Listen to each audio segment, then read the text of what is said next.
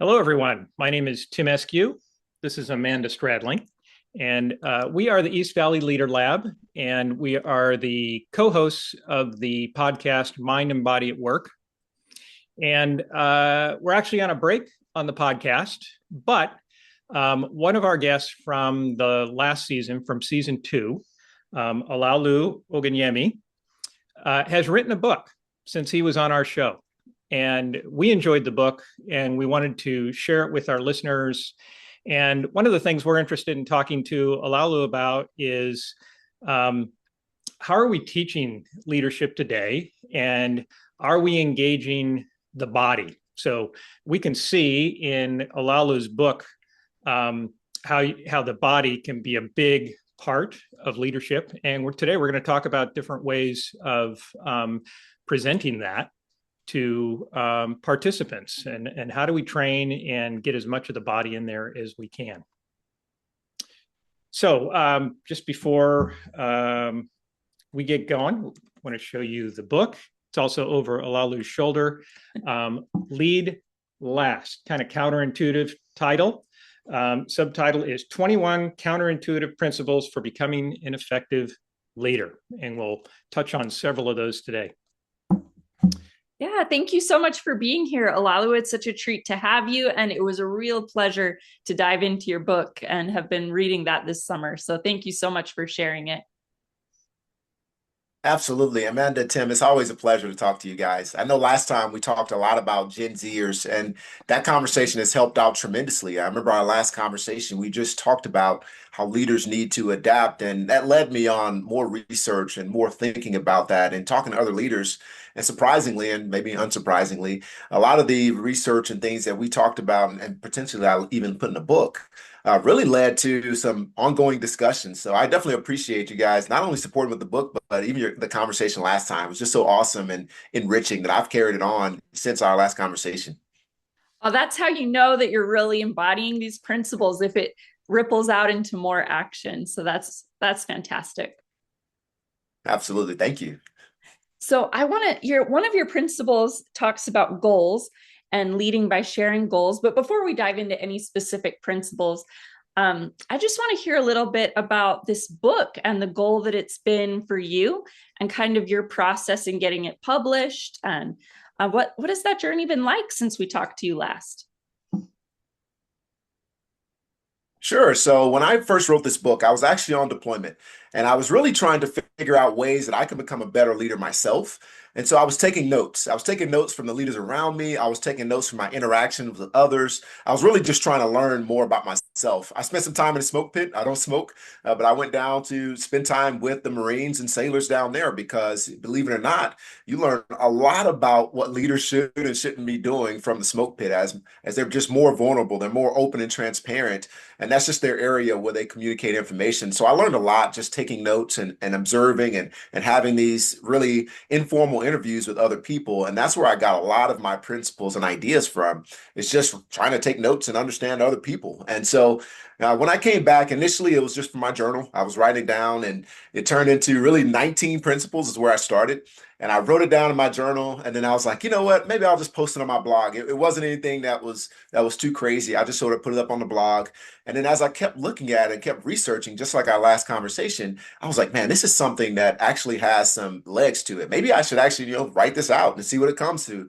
And so I wrote it out. I went to every principle. I did research. I found case studies and I started working through it. And then at some point I was like, well, now you've created an entire manuscript, so you might as well go ahead and see about publishing a book. And so initially I decided I was going to self-publish.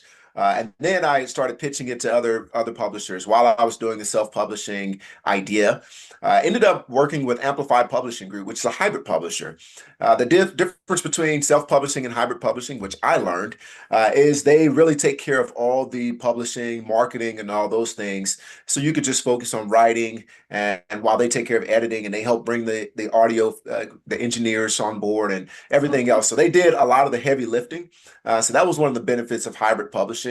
And I think there are some pros and cons to every model, but having done self-publishing myself with children's books and now hybrid publishing, I can see where people have their. I could probably write an article about that and whether it's a pro and con and how what decisions you would make, things that you can consider. But that was really the writing process for me. It was a lot of brainstorming, a lot of research to try to find case studies. And the biggest thing that I wanted to do is I wanted to make it concise. That was one of the biggest things that I did. And as you can see, the book is 200 pages. A Yep. couple of my mentors who were more, as they were talking through, hey, what are you going to do with this book? This is like a very small book. Why would you write such a small book? And I was like, well, as I was talking to a lot of the mentees that I have, first of all, they're not reading enough. And they're not reading 500-page books. They're just not Yeah. going to do it. So I was like, well, why don't I remove the fluff, remove all the other things that, the stories and things that I know people probably wouldn't want to read. Sometimes they may enjoy it, but sometimes they're like, okay, just get to the point. And so I tried to be very concise. Honestly, some of the critiques I've gotten up so far have been that some of them they would like to explore more because I wanted to be concise, but they're like, man, you could have dove a lot deeper in these principles. So that's the writing. That's how I got to where I am now. And I've been enjoying it. I mean, different opportunities opened up and I'm just excited about the conversations and things that are coming forward. Awesome. Yeah, I have a lot of respect for thinner books, right? That have lots of substance, lots of useful content without going on and on. About 20 years ago, I wrote my second book, and I was going to call it the Thin Book of Performance Consulting, and my publisher said no, and it became called Making an Impact. But and another thing about publishing is I think it's great to have somebody do a lot of that in the background work. But then I also learned that you don't get off scot-free, especially around marketing. So yeah, they're sort of leading the marketing, but you are the market, right? You are what's being marketed. So tell us about that process. What have they been having you do, and are you enjoying that process? Yeah, so it was a shock to me, and I'm gonna be honest with you, Tim. I expected a lot more weight to be put behind the marketing efforts, and I think that's one of the things that I would recommend to people is go talk to a PR consultants. There are people out there that do a phenomenal job of public relations, and that's separate from the marketing efforts. And these are things that I learned sort of behind the scenes. But the things that I've been doing really is focusing on my natural network, like who am I already connected to, and who are the people I'm connected to know that I need to be connected to, and that's really what I've been focused on. So LinkedIn has been a very, very good tool of mine, specifically for connecting with the audience that I want to talk to. And then Instagram and Facebook, my natural market in those areas have definitely helped out tremendously when it comes to promoting the book and amplifying the message. But when it comes to trying to talk to CEOs and coaches and other business owners, for sure, the best direct contact has been through LinkedIn. And to answer your question, so for marketing, things that they've had me doing, things that I've had the opportunity to do is continued on podcasts. I haven't stopped that. I've had the opportunity to talk. I think when I got the message yesterday on my anniversary with Podmatch, was the platform I've been using. I had 95 podcasts over the past year, which was Wow. sort of shocking to me because Wow. you're just sort of focusing on trying to get the message out, and I somehow hit 95, but it doesn't feel like it. To me, it's just meeting new people, and that's something I love doing. And so I would say that the marketing team has done a phenomenal job of allowing me to just be myself, allowing me to network with other people and talk to people, and they didn't attempt to adjust anything about me, like a no pin name or any other thing like that. So I would say that one thing, and I told them about this. I told them that I would expect a little bit more weight behind the marketing efforts, and I know they're going and doing their homework now.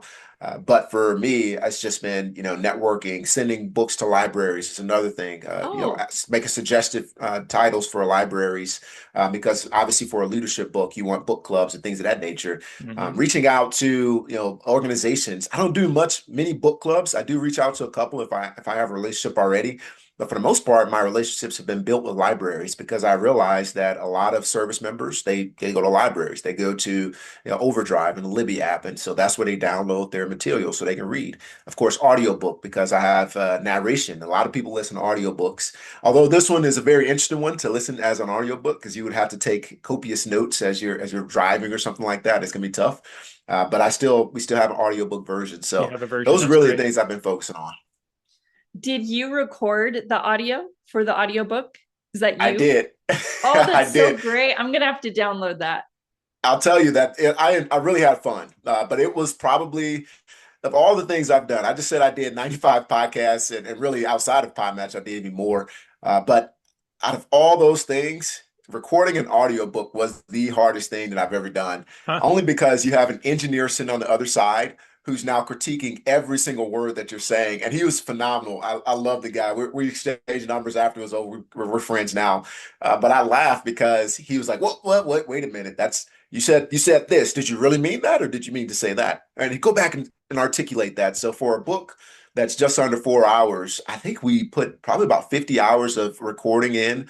So it was a lot of work to get that Wow. audiobook out. But it was a lot of fun work. I mean, we did a lot of coaching. A lot of times he started off with a dad joke just to break the monotony and make sure that, I come in with the right spirit and I communicate and really put some energy behind it. So yeah, it's available on Audible. And I'm still working on, hopefully within the next couple of months, getting it on Overdrive. So that way it's available in the library apps and things of that nature.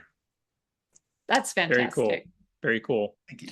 Well, one of the other great things about a thin book is it leaves you room to elaborate, right? When you go into the classroom or on your podcasts and in these conversations, and that's what we want to do today. So maybe we'll start delving in. So we identified, I mean, we could have gone on and on, but we know we'd have limited time. A number of your principles, all the principles we agreed with, but there were some of them that really connect nicely into embodiment. So we're going to focus on those today. And I want to acknowledge right at the beginning of the book, you have a section on leader insecurities and the dangers of insecure leadership. And we think that's a great place to start a leadership book, because that's about awareness, self-awareness, and the way we sometimes talk about it is leadership is about our own personal development, right, as a human being, and we all go through different stages, and those earlier stages of development coming out of adolescence, for most of us, for the vast majority, include, getting past being sort of overreactive, overprotective, overcontrolling. Those are just natural ways that we are developing, and we need to develop through that if we want to be a leader of other people. So we really like the way you called that out. How do you like to talk about that when you're talking with participants in your classes, or all the different ways that you get your message out there? Yeah, I love that question, Tim, because the first thing I like to do first is introduce myself as a United States Marine, because that really gets them excited. And sometimes they're a little intimidated. They're like, okay, this guy's going to come and he's going to talk about combat operations. He's going to talk about all these things. And I lead in with insecurities because it really makes people uncomfortable to talk about. It makes high performing leaders, especially in high stakes environments, very uncomfortable to talk about insecurities because I've even been told by some high performers, I don't have insecurities. I'm really like, I've worked on those. I'm done with those, and it's almost like they achieved something that is quite frankly a lifelong journey. And so that's the way I like to present. And I like to start off with introducing who I am and what I do and my background. And I like to really go real excited, gung ho about, the Marine Corps, this, and I've been tough my entire life. And I had brothers and we did this rock and sock and robot thing. And then we shift gears and talk about insecurities. And I think that really helps it helps let their guard down, to let them know that, no matter how many sports you play, no matter how masculine you may think you are, no matter, whether you watch Major Payne like me and patterned your life after him, whatever it is that you did in your life, it doesn't matter, right? We all have insecurities. We all have things that we need to overcome. And so that's how I'll usually frame it and help everybody understand that, it's not a shameful thing to recognize your insecurities. It's not a shameful thing to have introspection and realize that we've all had things that we need to grow through. And if we don't find a way to grow through them, then we're going to, in some way, act out of that. And I think that's once we start realizing that our decisions are framed by things that may have happened that we haven't faced, I think that's when we start to grow. And that's one of the things that I usually try to do up front, really establish that for people. And it's been successful. I love it with emerging leaders, like your younger audience. And I have a couple workshops coming up that I think are going to be fun. But that's really the way I frame it. I try to make sure that they understand that no matter how tough you think you are or how tough you really are, you still have insecurities, and you can really talk about it and have that introspective moment. And it's going to make you even tougher and stronger than you were before. Exactly.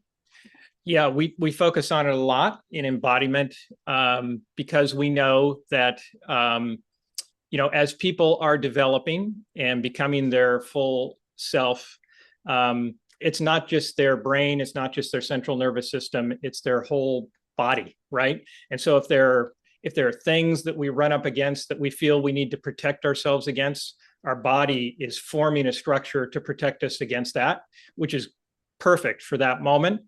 But then 5 years later, 10 years later, when we're leading a group of people and they need to see that we can be vulnerable, or we can do this, or we can do that, we've got to have a way of getting through those armors, those protections that are into our body. And that goes back to self-awareness. If you think that you're bulletproof and you've been through it all and you've got nothing to learn, those are going to be blind spots that are going to prevent you from being the best leader you can be. Has been our experience.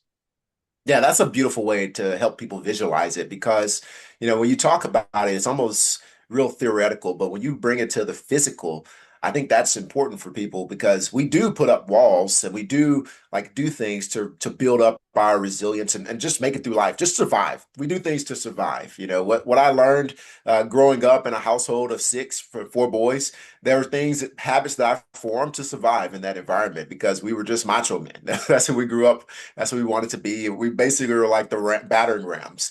And in order for us to continue to ram each other and grow, what we did is we just did things to survive. And so I love that framework that you're talking about. And I think that's something that we need to explore even more as we talk about the physical, and understanding how those things that we've done, those masks, as I talked about in the book, those masks that we wear, yes, that seems theoretical and that's a bit of an analogy.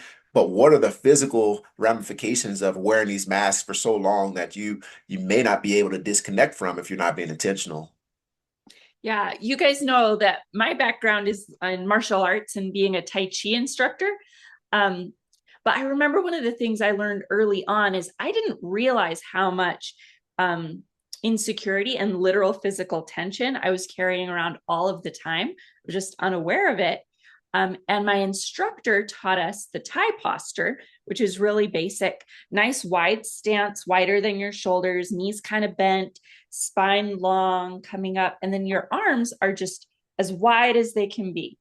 And you relax and try to hold that for as long as you can.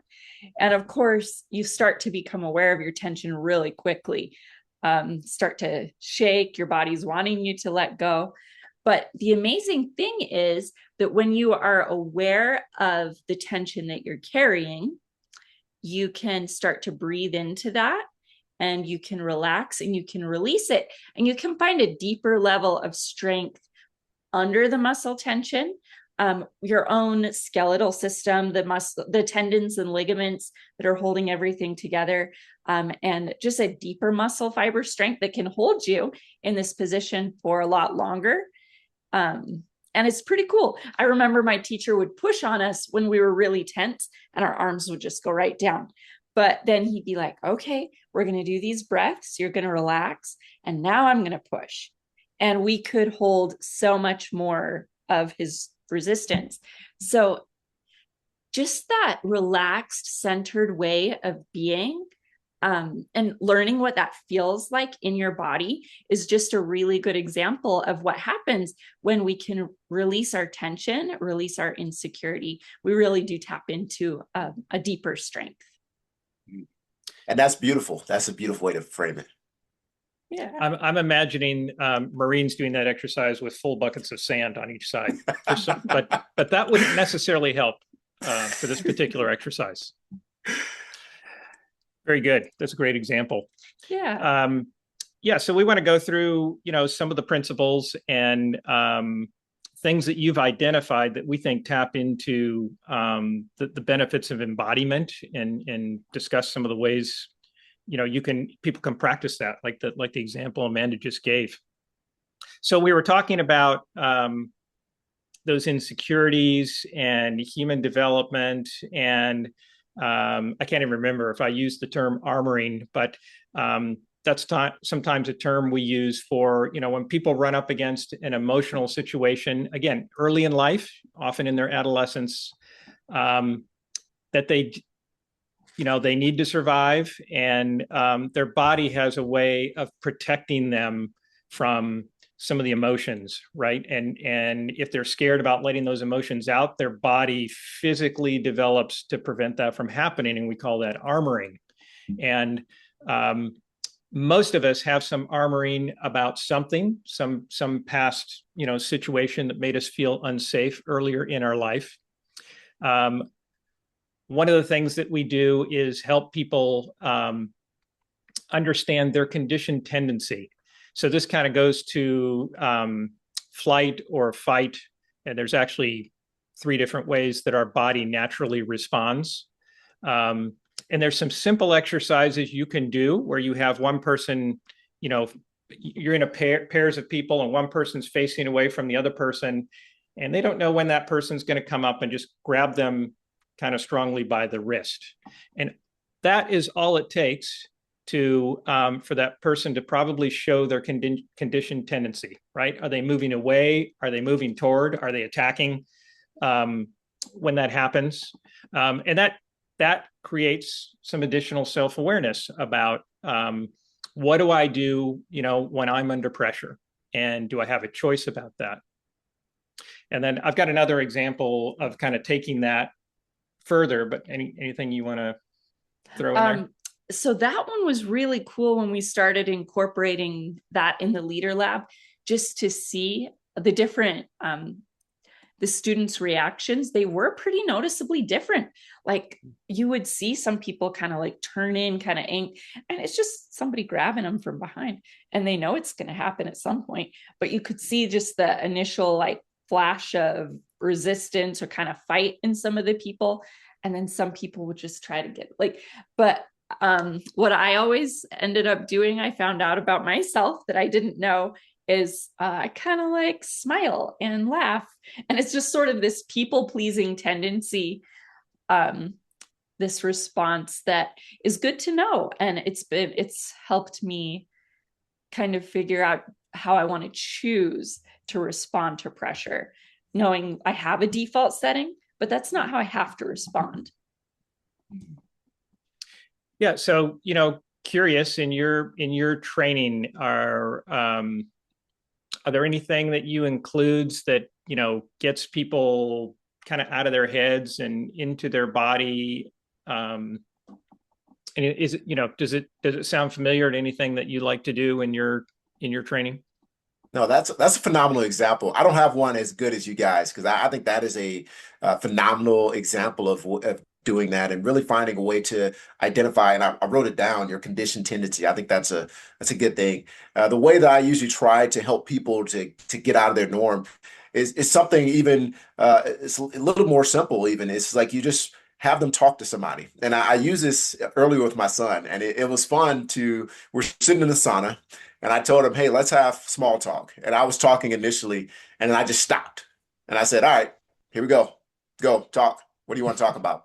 And I didn't say anything. I made it just as awkward as I wanted it to, intentionally, because I wanted to teach him how to not just observe the world around him, but to really come out of his own element, his comfort zone. Because his comfort zone is listening. He's a very active listener, and he can really engage with the conversation if you start it. But when he's sitting there, and I tell him, hey, just engage in some small talk. He sat up in his chair, and he's like, I don't know. What am I supposed to talk about? And I really equate that to what you're describing, is that fight or flight. Because as soon as I talked about his, hey, what do you want to do? Why don't we? He's like, well, we can get out. Are we ready to get out yet? Nope, we're not ready to get out. And then we'll start having a conversation. He'll start up something. You talked about sports or something, and then after a couple of seconds, he'll turn and look at the clock and say, all Are we good now? Nope, we're not good. Hey, let's continue with this conversation. And that's really some of the examples I use. That was one I used with my son, but even when I'm doing a workshop, I love putting people,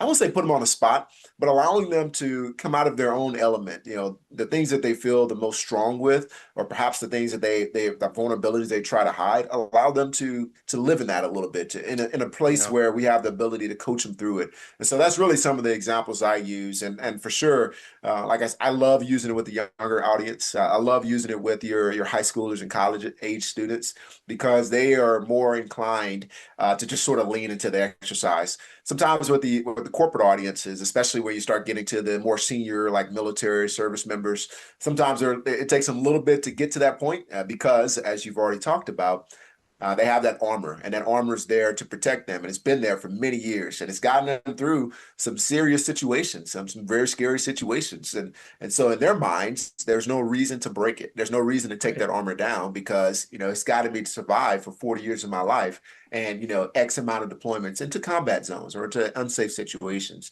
and so it takes a little bit longer to get them to bring down those shields, but it is good to have those conversations, and I think with the military audience, it's even more fun. I mean, because it gets them finally when you're able to let down that armor. Usually after a little while of just talking to them, and you get usually the guy who's more senior, who's gone through a lot, get them to lay that armor down for a little bit, Yeah, and then you have the ability to come out and they set the example for everybody.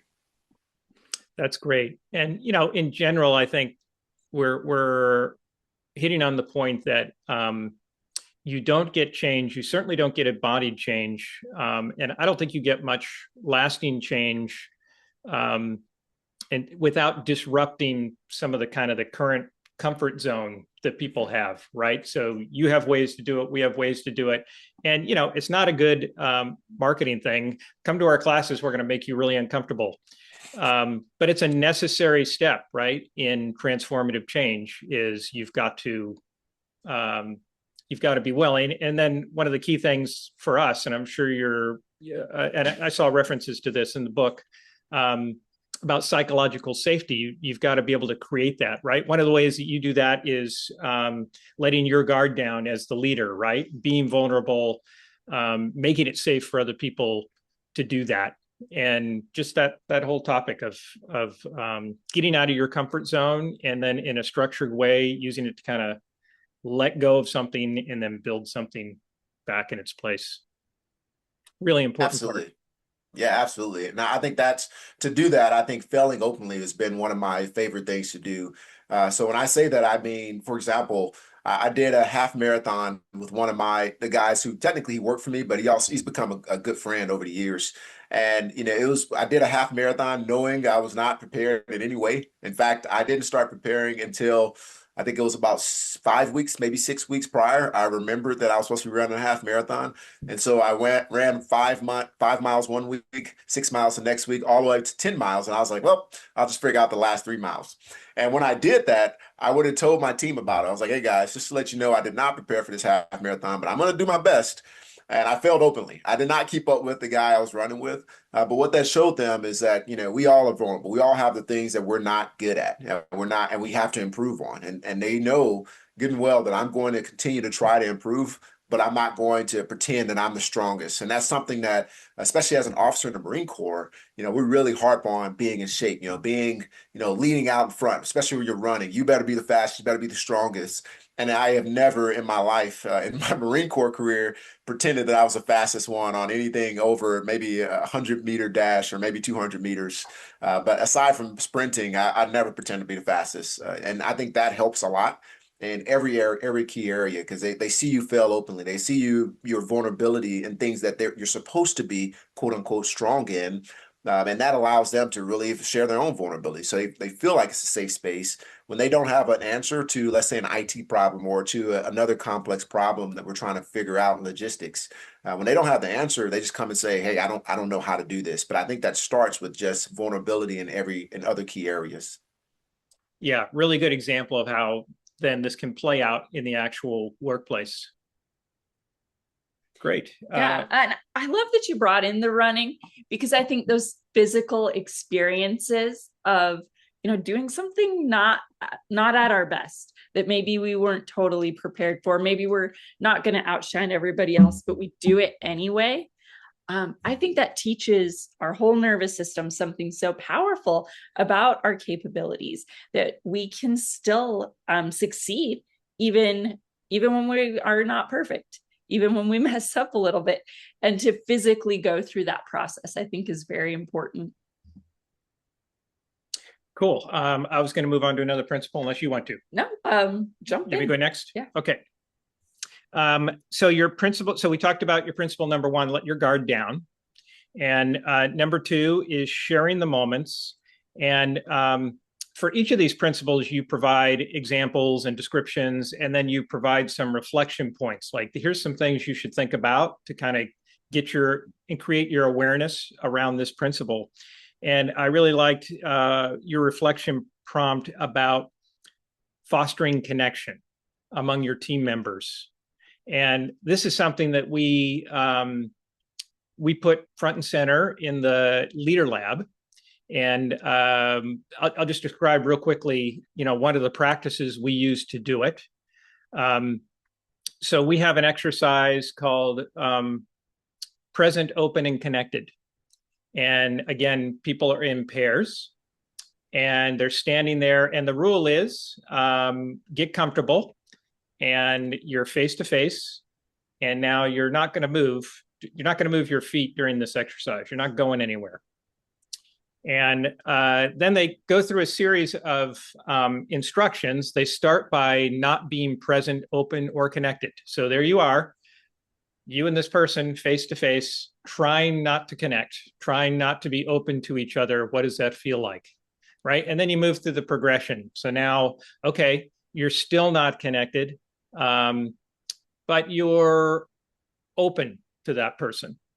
Right. And what does that feel like? And you move through the progression until ultimately you're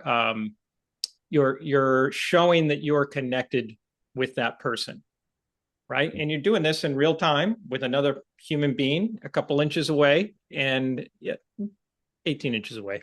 Yeah, not that close. That'd be really uncomfortable. A stranger. Wow.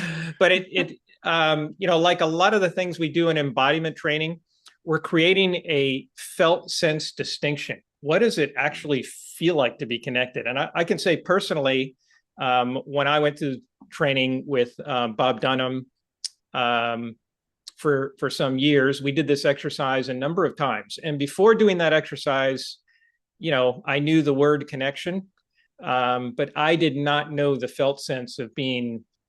I have been connected to other people, in my family and things like that, but I didn't know how to create a connection with another person in a professional environment. So I found that to be a really useful exercise, and we use it. And at the first time you do it, it's another one of those things that puts a lot of people out of their comfort zone. Yeah, that's a phenomenal exercise. I love that. Yeah. Sorry, Amanda, what were you saying? Oh, I was just going to say that that this connection has always been a really big thing in martial arts. Learning how to connect with another person's energy. And you have to read them so quickly and so subtly, because if you're slow and you're not actually connected with them, they'll punch you in the face before you realize it. So you do have to really be connected with them. And that kind of like play with that, give and take with that energy is really cool. And in Tai Chi, we do it a little less aggressively. We do these really like smooth, it's called Chi Sao, like connecting energy, adhering energy. You just kind of flow your hands back and forth together. And sometimes they'll be kind of leaning into your field. Sometimes you're pushing a little more into theirs, and you just read that. And you have to stay in balance as you're flowing back and forth with them.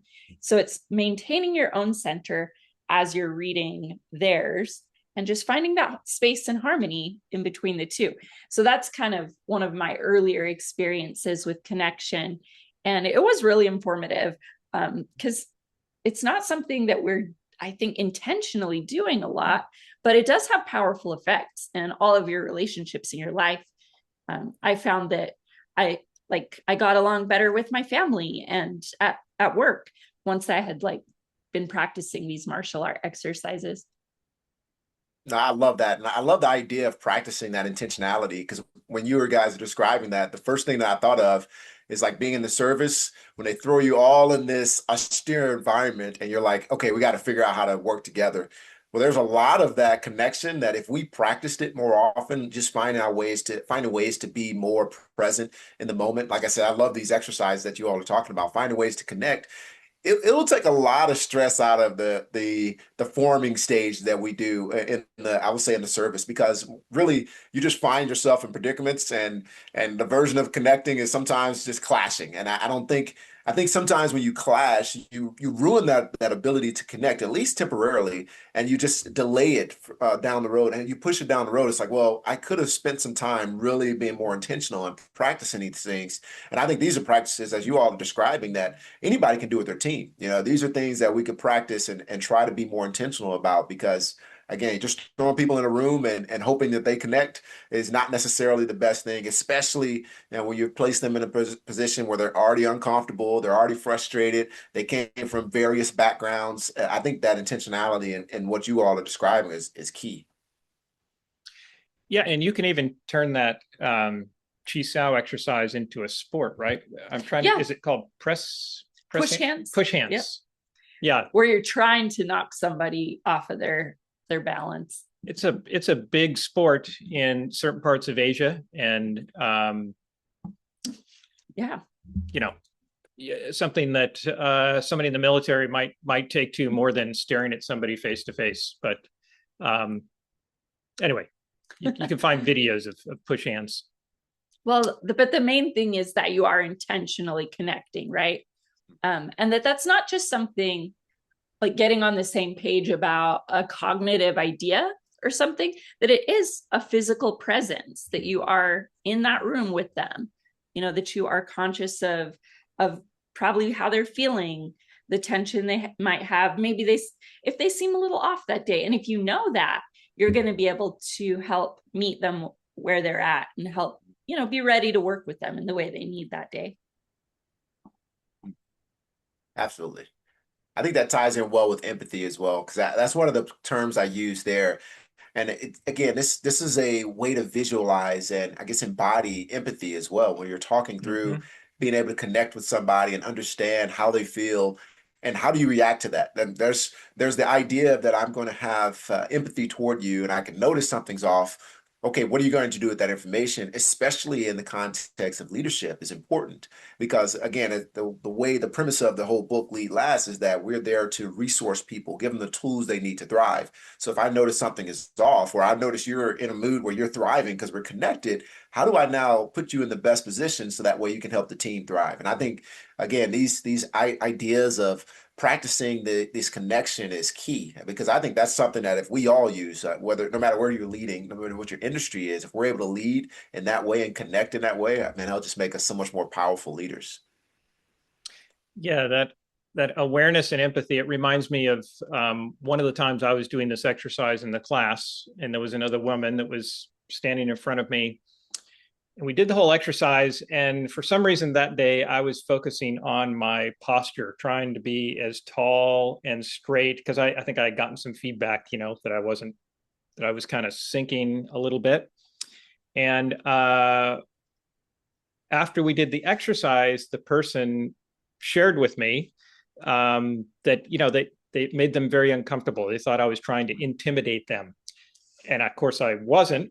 And I had no idea. But because we did the exercise and we had that conversation, it gave me awareness of something I can do because, you know, I'm a tall person. And most people would say, you know, you want to have good posture when you're talking to other people, but you also need to be aware of what that's doing with the other person. Just a simple example. Oh yeah. I want to let you pick where to go next, Amanda. So your book talks so much about goals. But I love how you talk about lead by sharing your goals. You want to just talk a little bit about that? Yeah, so it's actually one of my favorite parts of the book because it's when I called out Michael B. Jordan. And I like saying that because I really wasn't calling him out, but I used him as an example of how I could set a goal, which in this case, I said, Michael B. can't beat me. That was just me saying that I want to compete for the lead role in Creed 4. Did I actually want to do that? Do I actually want to do that? Probably not. But that was just my way of sort of getting everybody involved in a very humorous way for my team to see that, okay, he set a physical goal and he's now saying that he wants to look like Michael B. Jordan, which they really took that to the max. My Marines were printing pictures of Michael B. Jordan and hand to me. I got a birthday card with a picture of happy birthday, Michael B. They took it to the extreme.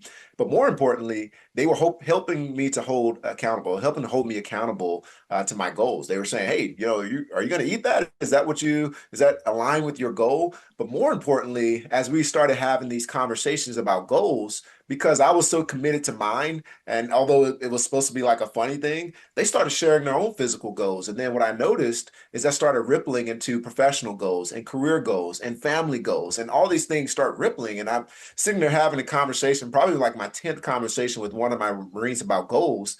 And I'm like, where's this all coming from? And then I realized it's because they're all watching me set my own goal and work toward my goal. And this one was a physical goal, of course, but this because they saw me setting and achieving goals openly. And again, this wasn't something that I planned out. I would love to sit here and pretend that I strategically was sharing my goals. It wasn't that. It was because I really sat back and I had this introspective moment to realize that they're all sharing goals. And it really became a thing that was helping us to build on each other. Those who decided to have these goals with me, for example, we had something called No Snack November, which was a very hard for on a deployment because, you have your 3 meals, but sometimes you get bored and you want to have some like random snack in between. And we're like, nope, no snack November. And so it was good to have those kind of things to where we start to hold each other accountable and really goes back to that connection. We started having those connective moments because now we're sharing things. We're starting to share our personal and professional goals. And it really started to bring us closer as we start to cheer each other on. And again, I just started seeing productive. I saw a lot more productivity in the workplace because now everybody wants to achieve whatever their goal was. And it was amazing to see. It was amazing to see unfold. And I encourage everybody to try that as they're going through their life. Share your goals. Be open about your goals. And you'll be surprised the impact it'll have on your workplace and in your home. I love that so much. And I love the impact that it had on your whole team. That's so cool. Another thing I really like is that you started with a physical goal. And I really think that the things we are teaching our body through actions and experiential learning do like prime us for success in every other field. So I think that's really cool. And another thing it really ties into with the Leader Lab is we call it getting in touch with your care. And we call it, so we do use the term goal a lot, but we also say care because it kind of dials in on the embodied nature of a goal, that a goal isn't just something on a checklist on a piece of paper, but that it's something that you are holding in your body, that you have a deep desire for, that something that your body, your nervous system needs. It's just a whole body thing that you're setting. And so we have people do physical practices to help get in touch with their care. And it does help them in their work life as well, because suddenly the tasks that they're completing at work, they're not just tasks. It's not just an email that they're sending. It's not just something they're completing, but it ties back to this deeper felt sense of care. And then even if the task doesn't get completed, they get to just reset and try again because that sense of care is still there. So yeah, it's just a really good way to align your actions with, with your heart, with your intent. Yeah. Yeah, that's beautiful. I love that. Because I think sometimes when we try to set these external goals, these external things to drive even our daily actions, if you're talking about daily tasks, sometimes it gets tough because we don't, those external factors, whether it be, promotions or bonuses and all these other things, when it doesn't come through, what do you have to rely on? So I love that when you're talking about that internal care. That's beautiful. I love that. Yeah. Yeah. And it manifests manifests itself if you can do that exactly the way that you talked about, the team starting to support each other and hold each other accountable to what each of them really cares about. So it's something that leaders need to do, really get in touch with what they care about in their body so that they can help their team members connect to the things that we need to get done around here. What can they connect to that they care about that has to do with what it is we're doing around here? Now, I don't know how this would work in the military, but sometimes we have people come to the class and they get in touch with what they really care about, and they discover that it doesn't align very well with the position that they're in their organization. And our advice is you own that. You are responsible for that. That's something you need to do something about. I don't know how that would play out in the military. If people have that much choice about, where they're going to be, what their job is going to be, but it does come up in our situation. Yeah, and that's great, because I think that what I talked about, I don't know if I talked about it in Lead Last as much, but I wrote another article that talked about the mismatch between organizations and what we believe is important to us. And really the way I framed it in Lead Last was I used Shaquille O'Neal as an example. A huge Shaq fan I am, but I used how those values and really didn't align with the Lakers at the time, and they released him. And he still went on to win a championship. So that shows that he was still good. He still had the talent, but they released him because they didn't have that alignment. And I think that understanding that mismatch and knowing when it's time to rotate and when it's time to go on is extremely important. And so for the military context, everybody's on a contract. We still have the ability to, once you finish your contract, you can serve honorably and get out. I think we all have that opportunity. Or you can find ways that go back. If you're in your organization or you're in this job, perhaps you can go back and talk to the people who are in charge and ask them, hey, how can I better serve this organization in this way? And I think sometimes, depending on your leadership, they may be able to find something for you to do, because we do have other jobs, even within our certain jobs that we have other opportunities that we can send people out to where they can actually serve in different capacities, and they may be able to find that care, that alignment that they're looking for. I love that, by like leading with that, like, hey, this is what I care about. This is what I want to offer. Where do you see the best fit? That's cool. Yeah, and it's the way you frame it. Because I will say, if a young Marine walked into my office and said, "Sir, this is what I care about," I would be like, "Oh, hey, maybe we should reframe that sentence a little bit."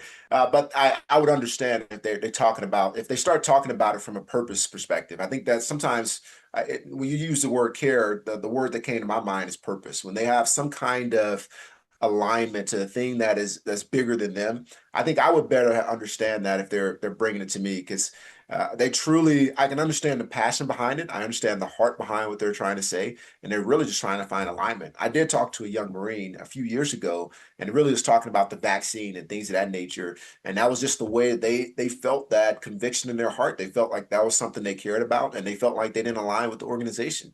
And I told them, I was like, hey, I won't give you a suggestion as a United States Marine Corps officer, because the only thing I could say to you is, hey, it's a direct order. But I will tell you that the things that don't align well with you and the organization, you have to sleep with that. You have to rest with that.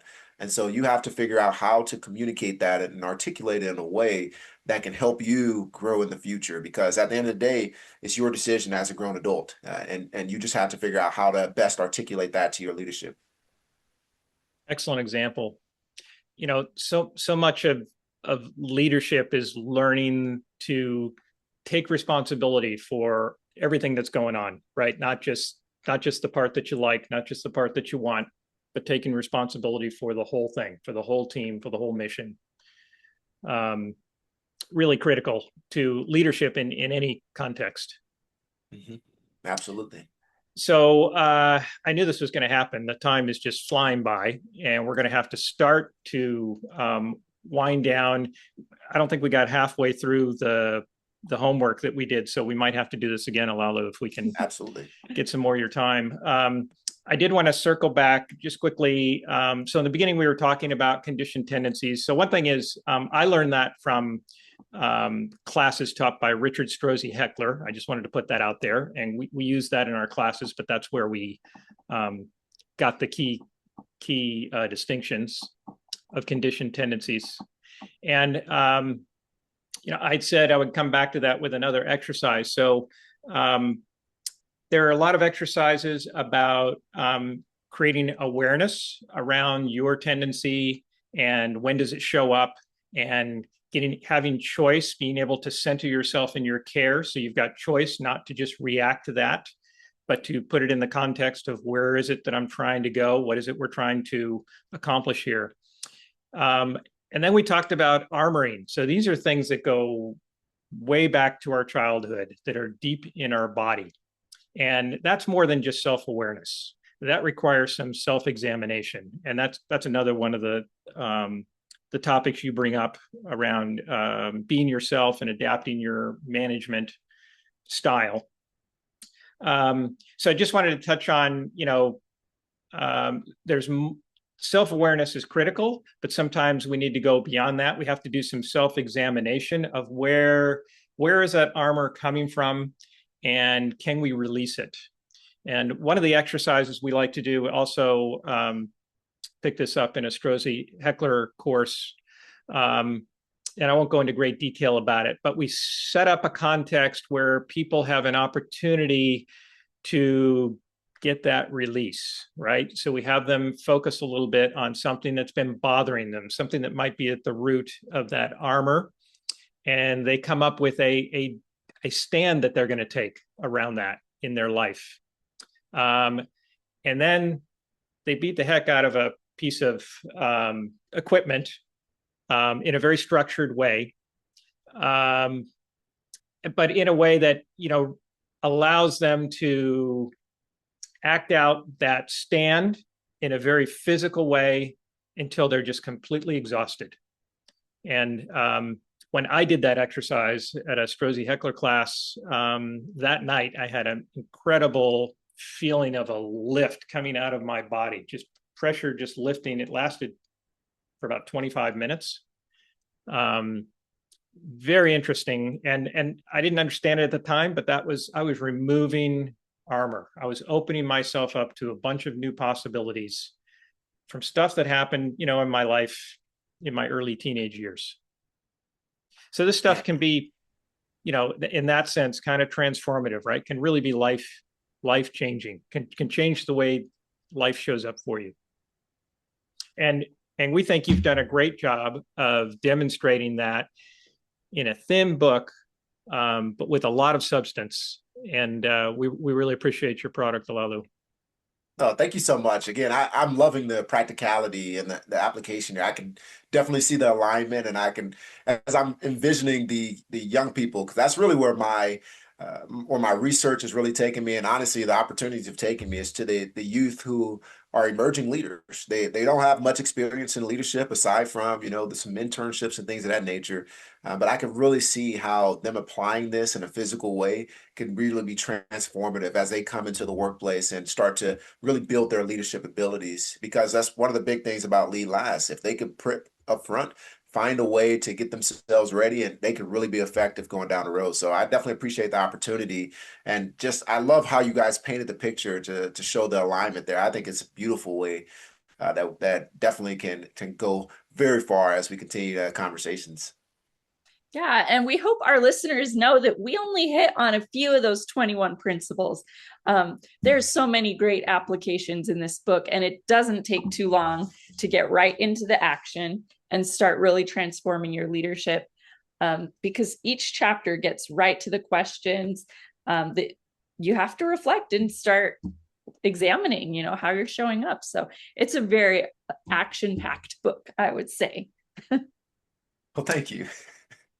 So once again, I think we've had a conversation that people can see that we have some shared care around developing young people. And I think that's why we enjoy talking to you, and we have such good conversations. So thanks again for being with us again, Olaolu, and hopefully it won't be the last time. It will not. I definitely look forward to the next time as well. Sounds great. So to our listeners, thanks for joining us. If you haven't already, the book is Lead Last, Olaolu Ogunyemi. I knew that would happen when I tried to do it slow. And be well and keep moving.